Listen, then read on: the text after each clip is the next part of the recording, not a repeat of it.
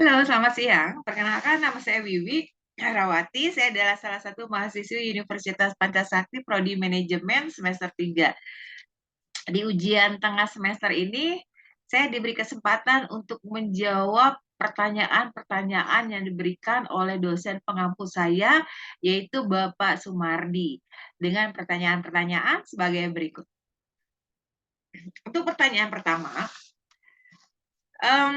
pelaku ekonomi dalam suatu perekonomian yang akan menggerakkan roda ekonomi suatu negara terdiri dari perusahaan, rumah tangga, dan pemerintah. Ketiganya akan saling ketergantungan dan membutuhkan. Nah, yang diminta adalah buatlah diagram aliran melingkar atau circular flow diagram dari ketiga pelaku ekonomi tersebut dan jelaskan perannya masing-masing. Yang pertama ini adalah diagram aliran yang melingkar circular flow diagram dari perusahaan, rumah tangga, dan pemerintah. Nah, di sini kita bisa lihat mekanismenya adalah pertama ada pasar faktor produksi, lalu ada perusahaan, ada pemerintah, ada rumah tangga, ada pasar barang. Di mana pasar faktor produksi bisa saja didapatkan dari faktor produksi, pajak, subsidi. Kalau sedangkan dari perusahaan dan rumah tangga bisa didapatkan dari barang dan jasa. Lalu jawaban selanjutnya adalah sebutkan peran masing-masing pelaku ekonomi sebagai berikut. Nah, kalau yang rumah tangga konsumen atau RTK adalah sebagai pemilik faktor-faktor produksi. Biasanya yang dimiliki adalah tanah, tenaga kerja, modal, dan skill. Lalu menjualnya ke pasar faktor produksi, di mana sebagai balas jasa akan diterima uang berupa sewa, upah, bunga, dan laba. Dari penghasilan, rumah tangga konsumen akan membelanjakan uang itu kembali untuk membeli barang dari pasar barang, di mana untuk membayar pajak kepada pemerintah atau membeli barang impor. Selisih dari penghasilan dengan pengeluarannya tentu saja akan digunakan untuk ditabung. Lalu yang kedua adalah rumah tangga produsen, di mana ini untuk membeli faktor-faktor produksi dari rumah tangga konsumen dan memberikan uang sebagai balas jasa rumah tangga konsumen. Nah, selanjutnya rumah tangga produksi memproduksi barang atau jasa dan dijual ke pasar barang atau diekspor. Hasil penjualan tadi yang berupa uang digunakan selain untuk membayar faktor-faktor produksi, juga digunakan untuk membayar pajak kepada pemerintah dan melakukan investasi. Lalu yang ketiga adalah rumah tangga pemerintah atau APBRTN, di mana memperoleh pendapatan dari penerimaan pajak pribadi, pajak usaha, bea masuk, dan sumber lain. Nah, pendapatan ini digunakan pemerintah untuk membangun negara dengan cara belanja barang, membayar gaji pegawai negeri, dan memberikan subsidi serta lain-lainnya. Lalu pertanyaan yang kedua adalah, jelaskan pengertian dari disposable income atau YD dan bagaimana rumus fungsi YD. Disposable income atau pendapatan yang siap dibelanjakan adalah pendapatan yang dimanfaatkan guna membeli barang dan jasa konsumsi, dan selebihnya menjadi tabungan yang disalurkan menjadi sebuah investasi.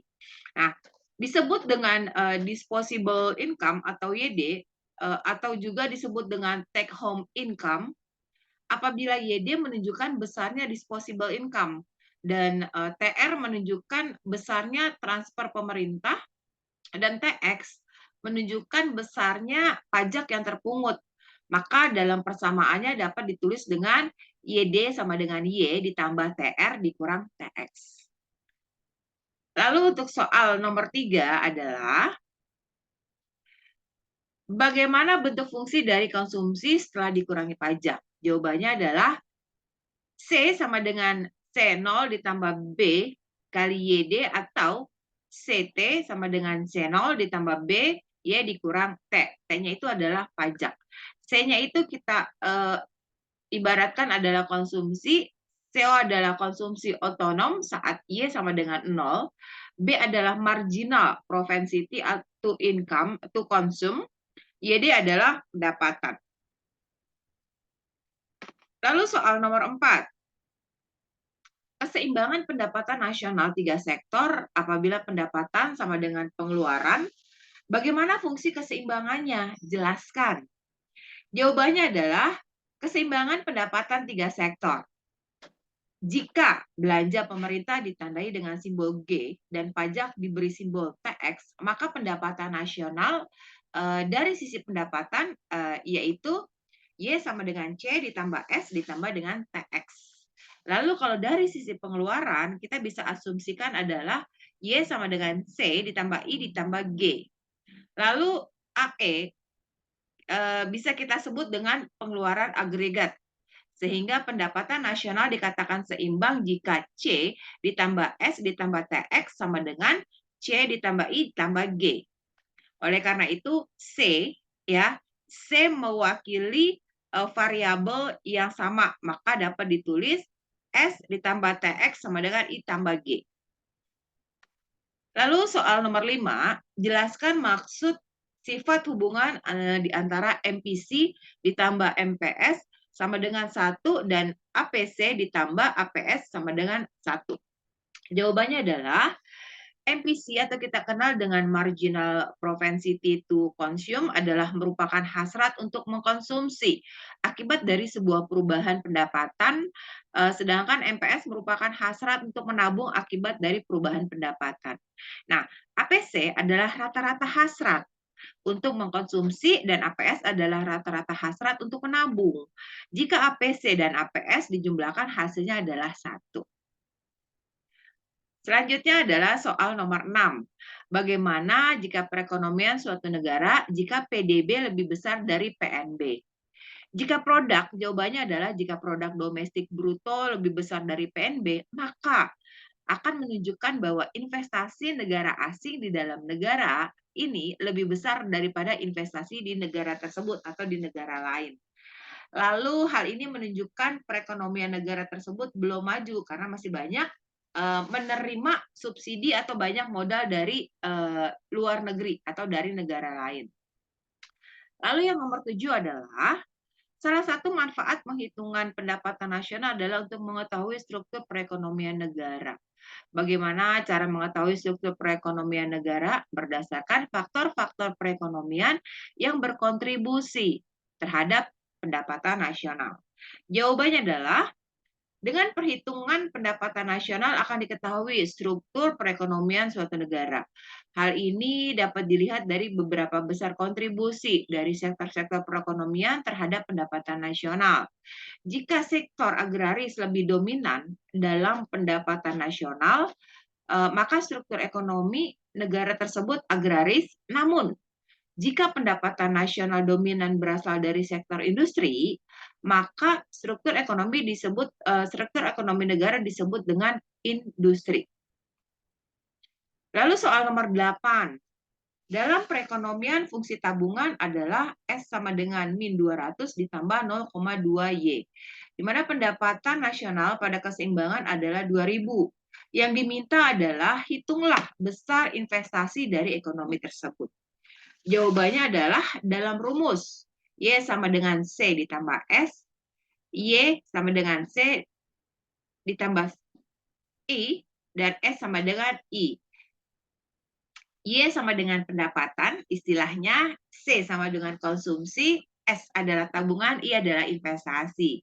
Maka S sama dengan min 200 ditambah 0,2 ya. Dikali 2.000 sama dengan min 200 ditambah 400 hasilnya adalah 200. Jadi jawabannya adalah investasi ekonomi tersebut adalah 200. Soal 9. Dalam perekonomian dua sektor fungsi konsumsi adalah C sama dengan 10 ditambah 0,8Y. Dan fungsi tabungan adalah S sama dengan min 10 ditambah 0,2Y. Seharusnya dimisalkan jumlah investasi yang akan dilanjutkan pengusaha adalah 30 triliun rupiah. Berdasarkan pemisalan di atas, lengkapkan tabel berikut di bawah ini. Dalam triliunan rupiah, berapakah pendapatan nasional pada keseimbangan? Nah, setelah dihitung-hitung, semua hasil yang didapatkan adalah seperti di tabel berikut ini. Selanjutnya adalah pendapatan nasional.